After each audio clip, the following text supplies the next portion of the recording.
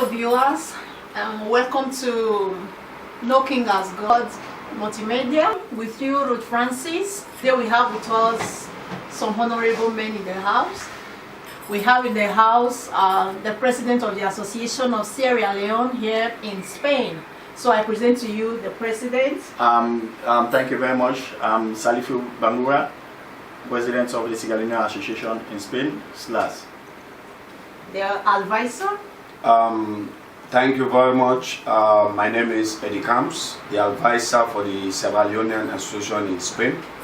And I am the Secretary General and spokesperson for the association. This is Mr. Lonnie John Samura. Nice to be with you here in the program. Okay, wow. Some few questions to ask you guys today. One of them is, I'm starting with, what's the cause of the war in Sierra Leone? Thank you very much for that wonderful question. The causes of war in Sierra Leone caused by our mineral resources, mainly diamonds, as we all know, is the main resources in Sierra Leone, and this is the causes of the war in Sierra Leone. It's where the war started, and that's the cause of the civil bloody war in Sierra Leone. In the year 1991, 23rd March, and ended 2002. 2002, January 6th. Okay, good one. Then the second question is, how many times has war occurred in Sierra Leone? So to the advisor. Only once. Only once. Okay, nice one. And does the war created ethnical differences within the nation? Then the secretary. Yeah, of course. Good evening or good day to you viewers wherever you are. Well, of course, I think these are very interesting questions that have been asked. Well, about ethnical division in the country, well, we think that is the case because one of the main motives of the problems in the country, the civil war that generated, was due to the tribalistic divide between our nations, and also of the natural resources that we have, and some kind of dirty political games occurring in the country. So these are all the factors that fueled, the bloody civil war that lasted for about 10 to 11 years in Sierra Leone. Okay, good one. Now, what are the damages caused as a result of these wars? Well, we lost something like 4,000 to 5,000 innocent citizens, which caused a lot of damages in terms of properties, as all of us might know. On that, because of the damages in our country, creates lots of killings, rapings, disability, and burning and looting of properties. Yeah, well, just to add a little bit to that, I think we all know what are the disadvantages of war. The kind of war that was generated in Sierra Leone was not a war that brought change. I mean, some kind of revolution. No. This was a war by, some disgruntled elements of the military being fueled by, the painful situations of the citizens that they came, to make a coup d'etat, right? So damages that occurred to the country were vast, from stealing of the diamonds, losing of human lives, raping, as my able president have just mentioned, and the advisor also. And in terms of development, we know that war doesn't, bring any good outcomes, right?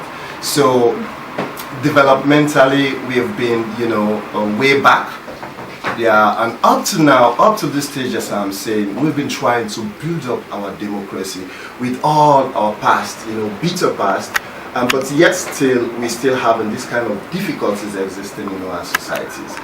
So as the Association of Sierra Leone in Spain, our main mission is like we want to be a militant for development, because we think we should not just leave development in the hands of politicians. We, the individual citizens, have the right, or we have the potential to intervene so that we cannot,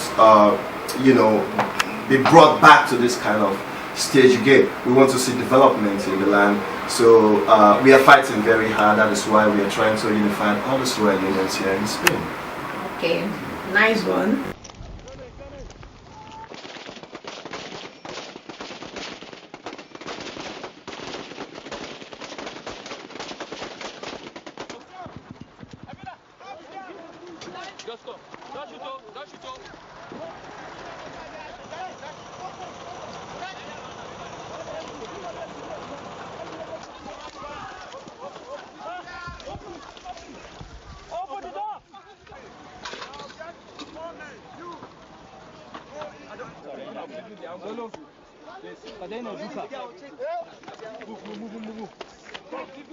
Welcome viewers, welcome to No King as God Multimedia. And how did you see Sierra Leone in 10 years to come to the president? Thank you very much for that wonderful question. I think I see Sierra Leone in the next 10 years to come to be a better nation in terms of infrastructures, in terms of agricultural facilities, in terms of jobs, school, free healthcare, and the rest. I think and I believe that in the next 10 years to come, Sierra Leone as a whole we become this nation. Thank you. Welcome. 10 years from now, well, I see a lot of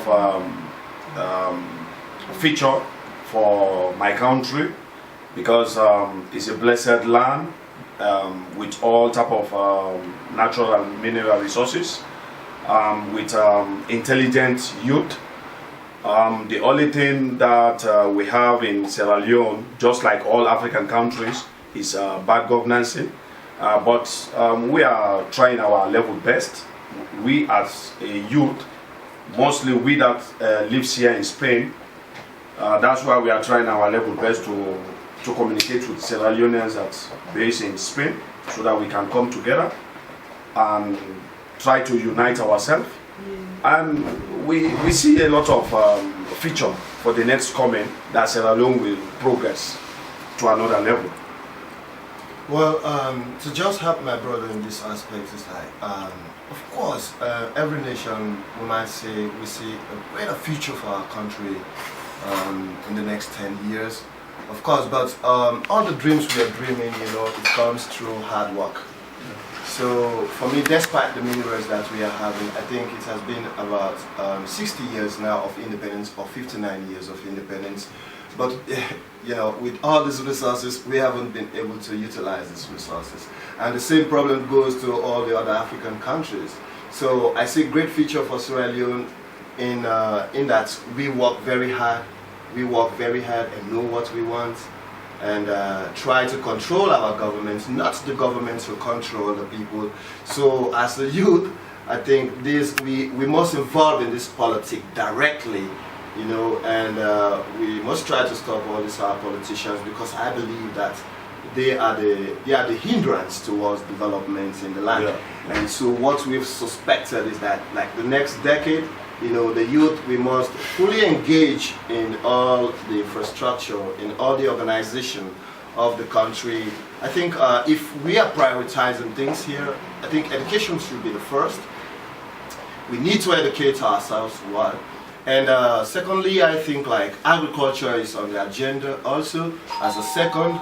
And we talk about healthcare, which I think too is another important sector, sure, at least for the well-being of the society. So in such, the challenges are great. If I have to prioritize, then I'll do it in a different way, but I'll do it in this scale. It's like education, agriculture, and then we have the healthcare, you know, and other infrastructural services that we might need. So the future is great for Sierra Leoneans, I believe. With all the presidents we are having now, and we think we are doing a great job with the Sierra Leoneans. We are out there in the media, you know, exposing the government. If they do the right job, then we'll expose them. At the same time, if their job is not well done, we have the right to exercise it. And now what we have to do is to bring out the solutions instead of criticizing.